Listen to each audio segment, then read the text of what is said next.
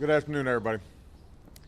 I just finished meeting with some of my cabinet and administration officials about the ongoing efforts to stop the BP oil spill.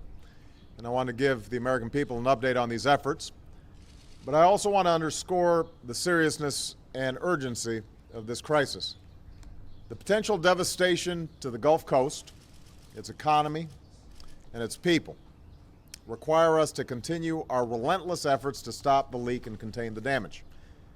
There's already been a loss of life, damage to our coastline, to fish and wildlife, and to the livelihoods of everyone from fishermen to restaurant and hotel owners. I saw firsthand the anger and frustration felt by our neighbors in the Gulf. And let me tell you, it is an anger and frustration that I share as president. And I'm not going to rest or be satisfied until the leak is stopped at the source, the oil in the Gulf is contained and cleaned up, and the people of the Gulf are able to go back to their lives and their livelihoods. Now, the most important order of business is to stop the leak. I know there have been varying reports over the last few days about how large the leak is, but since no one can get down there in person, we know there's a level of uncertainty. But as Admiral Thad Allen said today, our mobilization and response efforts have always been geared toward the possibility of a catastrophic event. And what really matters is this.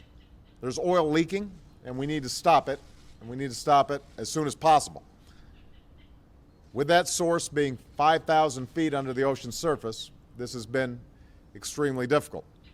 But scientists and engineers are currently using the best, most advanced technology that exists to try to stop the flow of oil as quickly as possible. Our second task has been to contain the spill and protect the Gulf Coast and the people who live there. We are using every available resource to stop the oil from coming ashore. Over 1 million feet of barrier boom have been deployed to hold the oil back. Hundreds of thousands of gallons of dispersant have helped to break up the oil, and about 4 million gallons of oily water have been recovered. 13,000 people have been mobilized to protect the shoreline and its wildlife, as has the National Guard. This week, we also sent to Congress legislation that would provide us with the additional resources to mitigate the damage caused by this spill. And I asked for prompt action on this legislation. Now, it would help with cleanup efforts. It would provide unemployment assistance and job training to folks whose jobs are affected by this crisis, and it would help with the region's economic recovery. That's why this legislation is important. It would also help ensure that companies like BP that are responsible for oil spills are the ones that pay for the harm caused by these oil spills, not the taxpayers. This is in addition to the low-interest loans that we've made available to small businesses that are suffering financial losses from the spill. Let me also say, by the way, a word here about BP and the other companies involved in this mess. I know BP is committed to pay for the response effort, and we will hold them to their obligation.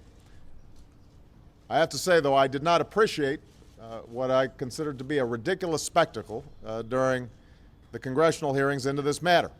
You had executives of BP and Transocean and Halliburton falling over each other to point the finger of blame at somebody else.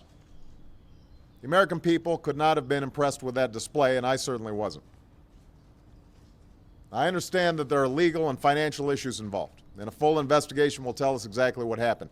But it is pretty clear that the system failed, and it failed badly. For that, there's enough responsibility to go around, and all parties should be willing to accept it. That includes, by the way, the federal government. For too long, for a decade or more, there's been a cozy relationship between the oil companies and the federal agency that permits them to drill.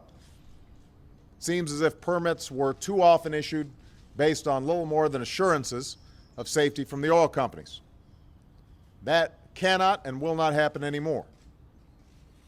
To borrow an old phrase, we will trust, but we will